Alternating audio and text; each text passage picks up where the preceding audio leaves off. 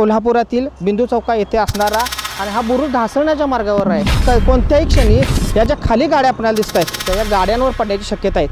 हे E toilet आहे। हे ई टॉयलेट मोठा गाजावाजा करत हे ई टॉयलेट महानगरपालिकेने बसवलं होतं, पण जेव्हापासून हे टॉयलेट सुरू झाले तेव्हापासून हे टॉयलेट बंदच असल्याचं आपल्याला चित्र पाहायला मिळते। आता महालक्ष्मीला इतके सगळे पर्यटक पूर्ण महाराष्ट्रातनं दक्षिण महाराष्ट्रातनं येतात। पार्किंगची एकतरी सोय नाही व्यवस्थित आणि एक तर लागून दरड कोसळण्याच्या ठिकाणी पार्किंग आहे। उद्या एखादा दगड असला, गाडी उद्या आत भाविक असले, वरने एखादा मोठा दगड पडला, जर एखादा अपघात झाला तर ह्याला जबाबदार कोण? कोल्हापूर महानगरपालिका निधी आणला, निधी आणून मोठमोठ्या विकास कामं करते असा कांगाव करते, पण प्रत्यक्षातला निधी कुठे गेला आहे आणि काय विकास केला हे तुम्ही तुमच्या डोळ्याने पाहू शकता।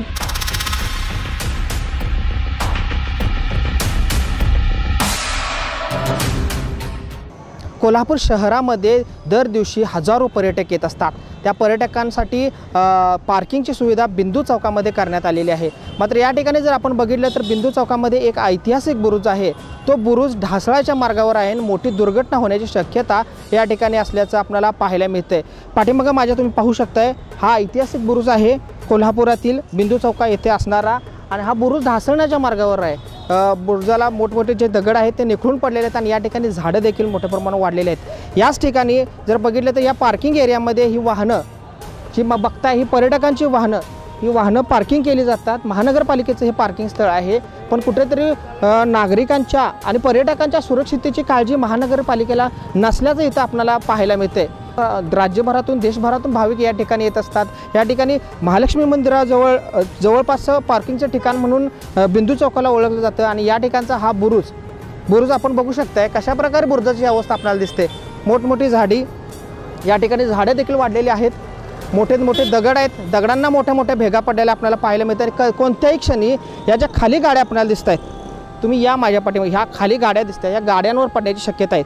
त्याचबरोबर महानगरपालिकेचा आणखीन एक भोंगळ कारभार जर तुम्हाला पाहायचा झाला तर ई टॉयलेट, हे ई टॉयलेट आहे। हे ई टॉयलेट मोठा गाजावाजा करत हे ई टॉयलेट महानगरपालिकेने बसवलं होतं, पण जेव्हापासून हे टॉयलेट सुरू झाले तेव्हापासून हे टॉयलेट बंदच असल्याचं आपल्याला चित्र पाहायला मिळते। प्रत्यक्षात ही टॉयलेटची परिस्थिती तुम्ही बघू शकताय।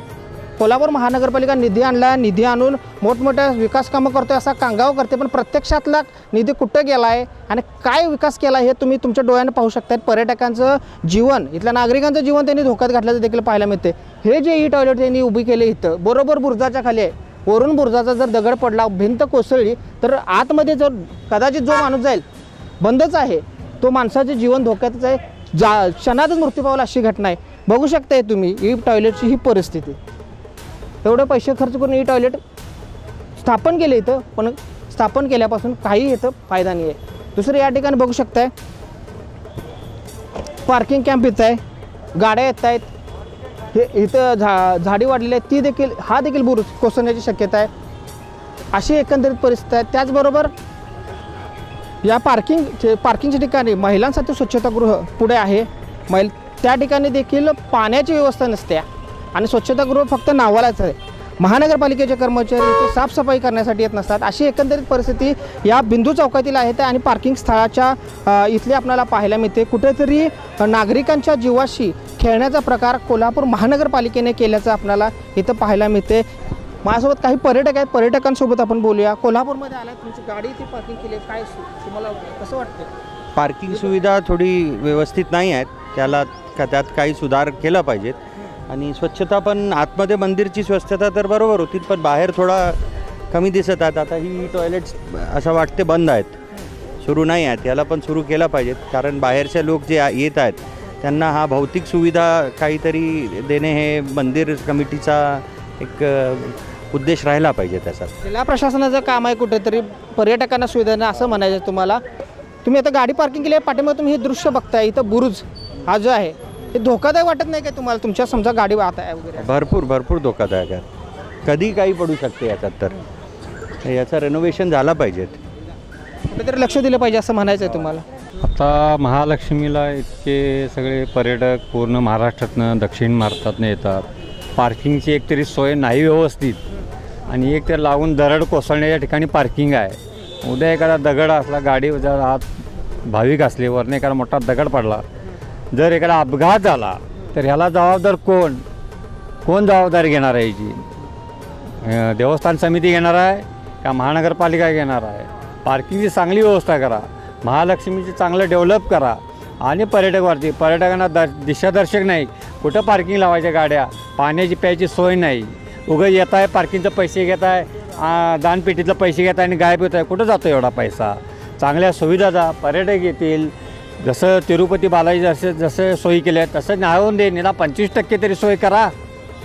काय उगाच यायचं पैसे दानपेट्या गोळा करून घ्यायच्या, फोडायचा. कुठं जातो एवढा पैसा? उद्या याला जर घटना झाली तर हे सगळे जे पैसे गोळा करणे ते जमीनदार आहेत लोक.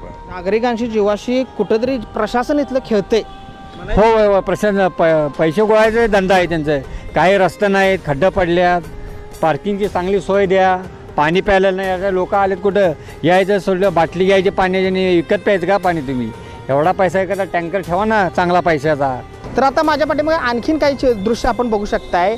बिंदू चौकातला मेन एरिया आहे पार्किंगमध्ये आत जाण्याचा हा गाड्यांच्या. आणि या ठिकाणी बघा ही दुकानं देखील जी माझ्यासमोर दिसतात ती दुकानं देखील बरोबर त्या बुरुजाच्या खालीच आहेत. आणि दुकानावर ते वरचे दगड पडून किंवा भिंत पडून अपघात होण्याची मोठी शक्यता देखील आपल्याला इथं असल्याचं पाहायला मिळते. एकंदरीत या भागातली परिस्थिती आपण बघतोय.